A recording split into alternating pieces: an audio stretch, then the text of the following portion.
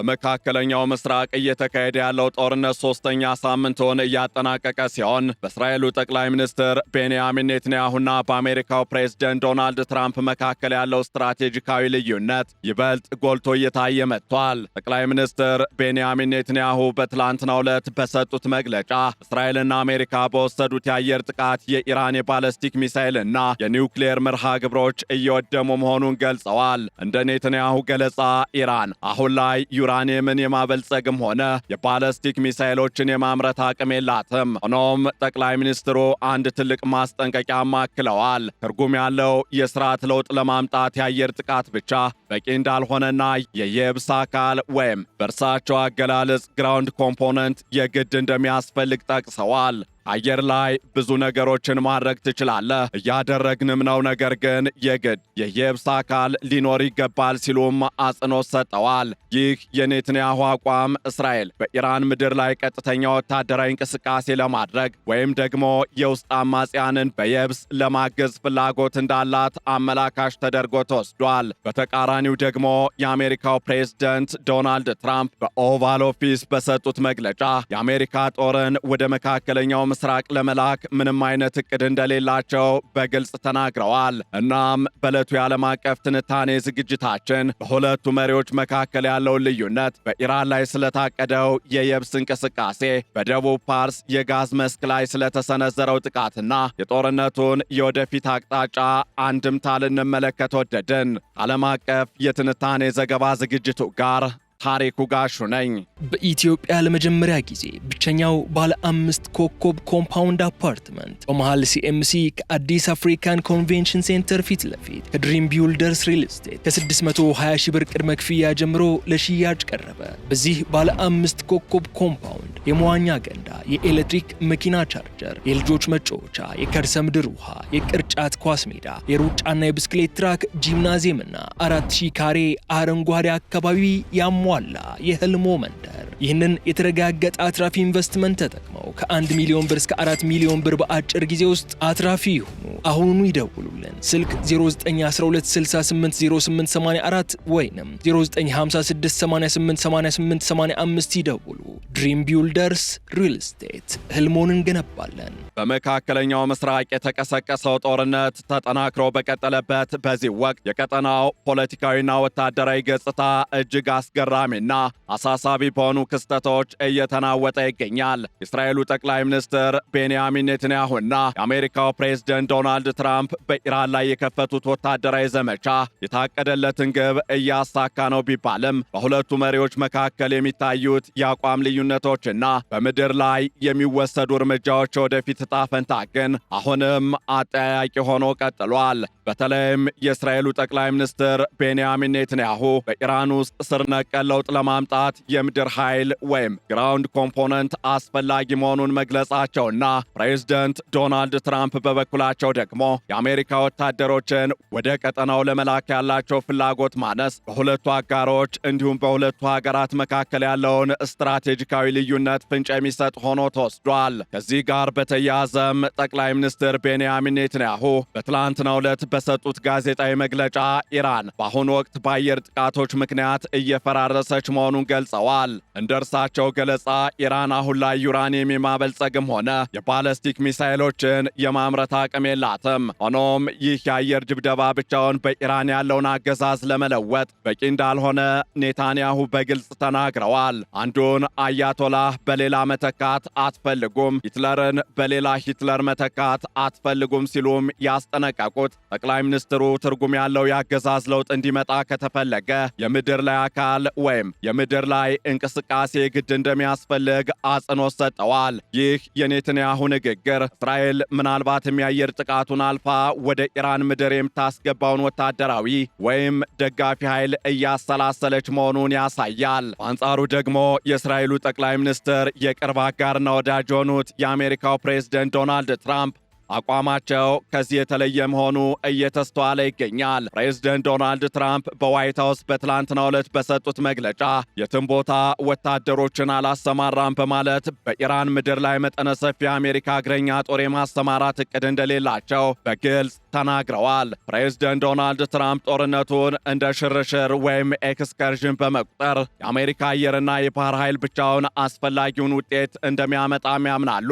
ይህ በሁለቱ መሪዎች መካከል ያለው ልዩነት ጦርነቱ ወደፊት በሚሄድበት አቅጣጫ ላይ ትልቅ ተጽዕኖን ያሳድራል። ኔትንያሁ የኢራን ሕዝብ አጋጣሚውን ተጠቅሞ እንዲነሳና አገዛዙ እንዲጥል ቢመኙም ያ ሁኔታ ካልተፈጠረ እስራኤል የምድር ላይ አማራጮችን ከመጠቀም ወደ ኋላ እንደማትል ፍንጭ ሰጠዋል። ጠቅላይ ሚኒስትሩ ለዚህ የምድር ላይ አካል ብዙ አማራጮች አሉ፣ እነዚያን አማራጮች ሁሉ ለእናንተ አለማጋራትን መርጫለሁ በማለት ወታደራዊ ምስጢርነቱን ጠብቀዋል። እስራኤል ብቻዋን የመንቀሳቀስ አዝማሚያ በቅርቡ በደቡብ ፓርስ ወይም ሳውዝ ፓርስ የጋዝ መስክ ላይ በፈጸመችው ጥቃት በግልጽ ታይቷል። የእስራኤል ብቻዋን የመንቀሳቀስ አዝማሚያ በቅርቡ በሳውዝ ፓርስ የጋዝ መስክ ላይ በፈጸመችው ጥቃት በግልጽ ታይቷል። ይህ ጥቃት በዓለም ትልቁ የጋዝ ክምችት ላይ የተፈጸመ ሲሆን በዓለም አቀፍ የነዳጅ ገበያ ላይ ከፍተኛ መናወጥንም አስከትሏል። ፕሬዝደንት ዶናልድ ትራምፕ ጥቃቱ ከእርሳቸው ጋር እንዳልተቀናጀ ቢገልጹም የእስራኤል ባለስልጣናት ግን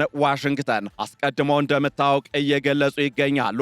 ሆኖም ትራምፕ ባቀረቡት ጥያቄ መሰረት እስራኤል ለጊዜው በኢራን የነዳጅና የጋዝ ተቋማት ላይ ተጨማሪ ጥቃት ከመፈጸም እንደምትቆጠብ ኔትንያሁ አረጋግጠዋል። ፕሬዝደንት ትራምፕ ለወደፊቱ ጥቃቶች እንድንቆጠብ ጠይቀውናል፣ እኛም እየተቆጠብን ነው ብለዋል አጋራቸው የእስራኤሉ ጠቅላይ ሚኒስትር ቤንያሚን ኔትንያሁ። ይህ የሚያሳየው እስራኤል ስትራቴጂካዊ ውሳኔዎችን በራሷ ብትወስንም ከአሜሪካ ጋር ያለውን ግንኙነት ላለማበላሸት የምታደርገውን ጥንቃቄ ነው። ይህ በእንዲህ እንዳለ ኢራን በሰጠችው ምላሽ የኢነርጂ መሠረተ ልማቶቿ እንደገና ጥቃት ቢሰነዘርባቸው ምንም አይነት መታቀብ ወይም ዜሮ ሪስትሬንት እንደማታሳይ አስጠንቅቃለች። የኢራኑ የውጭ ጉዳይ ሚኒስትር አባስ አራግቺ ከጉዳዩ ጋር በተያያዘ በሰጡት መግለጫም እስካሁን የወሰዱት እርምጃ የኃይላቸውን ጥቂት እጅ ብቻ እንደሆነ ገልጸዋል። ቀድሞውኑ በኳታር የጋዝ ተቋማት ላይ በደረሰው የኢራን አጸፋዊ ጥቃት ምክንያት የዓለም የጋዝ አቅርቦት በከፍተኛ ሁኔታ ተጎድቷል። የኳታሩ የኢነርጂ ዋና ሥራ አስፈጻሚ ሻድ ሸሪዳ አልካቢ በጥቃቱ $20 ቢሊዮን የሚገመት ጉዳት መድረሱንና ጥገናው ከ3 እስከ 5 ዓመታትን ሊፈጅ እንደሚችልም ተናግረዋል። ይህ ሁኔታ ጦርነቱ ቀጠናዊ ብቻ ሳይሆን ዓለም አቀፍ የምጣኔ ሀብት ቀውስ እየሆነ መምጣቱንም ያሳያል። በሌላ በኩል ደግሞ የኔትንያሁ የምድር ላይ አካል ፍላጎትና የትራምፕ እምቢተኝነት በሁለቱ ሀገራት መካከል ላይ ጥያቄዎችን ቢያስነሳም ኔትንያሁ ግን ግንኙነቱን የአርአያነት አጋርነት ሲሉ ይገልጹታል።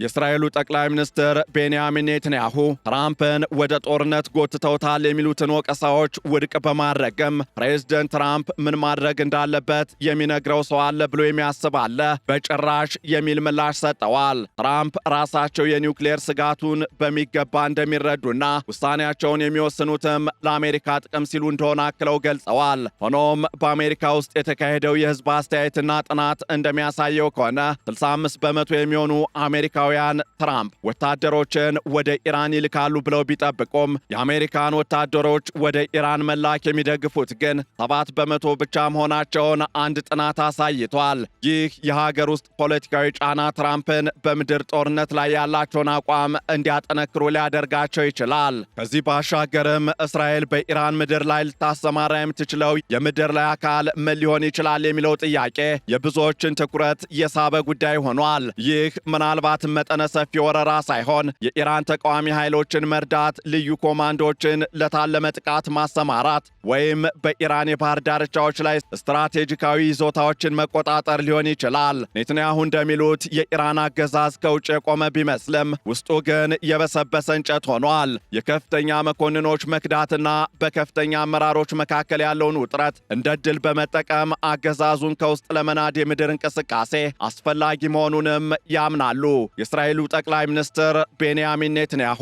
እንዲያም ሆኖ ጦርነቱ ወደፊት በሚቀጥልበት መንገድ ላይ የእስራኤልና የአሜሪካ ስትራቴጂ መገጣጠም ወይም መለያየት ወሳኝ ሚና ይኖረዋል። ፕሬዝደንት ዶናልድ ትራምፕ ጦርነቱ ከታቀደው ጊዜ ቀድሞ እየተጠናቀቀ ነው፣ እናም ዓለም ከዚህ በኋላ ደህና ትሆናለች የሚል ተስፋ ቢሰጡም በምድር ላይ ያለው እውነታ ግን ከዚህ የተለየ ሆኗል። ኢራን አሁንም አጸፋዊ እርምጃዎችን እየወሰደች ሲሆን ሳውዲ አረቢያና ሌሎች የባሕረ ሰላጤው ሀገራትም ስጋት ውስጥ ከወደቁ ሰነባብተዋል። በሌላ በኩል ደግሞ የእስራኤሉ ጠቅላይ ሚኒስትር ቤንያሚን ኔትንያሁ ለወደፊቱ የመካከለኛው ምስራቅ አዲስ ራዕይ አላቸው። ይህም በሆርሙዝና በባብል መንድብ የባህር መተላለፊያዎች ላይ ያለውን ጥገኝነት ለማስቀረት የነዳጅና ጋዝ ቧንቧዎችን ከአረብ ባህረ ገብ መሬት ወደ እስራኤል ወደቦች መዘርጋት ነው። ይህ ታሪካዊ ለውጥ ሊመጣ የሚችለው ግን ጦርነቱ እስራኤል በምትፈልገው መንገድ ከተጠናቀቀ ብቻ ይሆናል። በአጠቃላይ የኔትንያሁና የትራምፕ ግንኙነት ምንም እንኳን በንግግር ደረጃ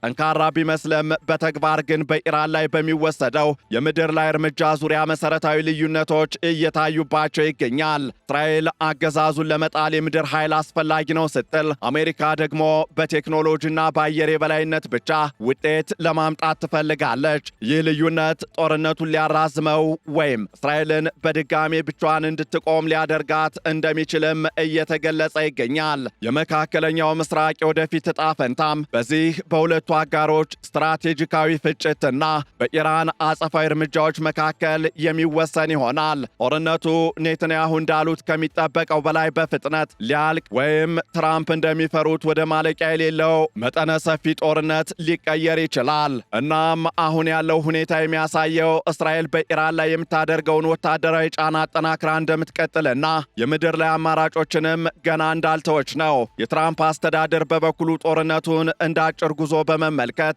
የአሜሪካ ወታደሮችን በቀጥታ ከመላክ ለመቆጠብ እየሞከረ ይገኛል። የዓለም ምጣኔ ሀብት በነዳጅና ጋዝ ዋጋ መናር ምክንያት እየተናወጠ ባለበት በዚህ ወቅትም ዓለም አቀፉ ማህበረሰብ በታላቅ ስጋት ወደ መካከለኛው ምስራቅ ትኩረቱን አድርጓል። ወደፊት የሚኖረው ተስፋ የሚወሰነውም እስራኤል በኢራን ውስጥ የምታደርገው የምድር ላይ እንቅስቃሴ በሚኖረው ስኬት፣ የኢራን ሕዝብ ላገዛዙ ለውጥ በሚያሳየው ዝግጁነትና አሜሪካ በስትራቴጂካዊ ድጋፏ በሚኖራት ጽናት ላይ ነው። ጦርነቱ በቀጠናው ላይ የሚያሳርፈው ጠባሳ ለብዙ ዓመታት የሚቆይ ቢሆንም ውጤቱ ግን የመካከለኛው ምስራቅን ጂኦፖለቲካዊ በዘላቂነት ሊቀይረው ይችላል። ከዚህ ባሻገርም የአሜሪካው የመከላከያ ሚኒስትር ፔት ሄግሴት እንዳሉት ዓለም መካከለኛው ምስራቅና አውሮፓውያን አጋሮቻችን ፕሬዝደንት ትራምፕን አመሰግናለሁ ሊሉት ይገባል። ይህን የሽብር መንግስት እንቅስቃሴ ገድበው በድፍረት ስላቆሙት። ይህ ንግግር የአሜሪካን ጽኑ አቋም ቢያሳይም በምድር ላይ ያለው ጦርነት ግን ገና ብዙ ያልተመለሱ ጥያቄዎችን መያዙን ነው። እስራኤል በኢራን የጋዝ መስክ ላይ የወሰደችው እርምጃና ኢራን በኳታር ላይ የሰጠችው ያጸፋ ምላሽ ጦርነቱ ከቁጥጥር ውጭ የመውጣት አቅም እንዳለው ማሳያ ነው። በመሆኑም በቀጣዮቹ ቀናት የሚወሰዱት እርምጃዎች የዚህን ታሪካዊ ግጭት የመጨረሻ ምዕራፍ የሚወስኑ ይሆናሉ።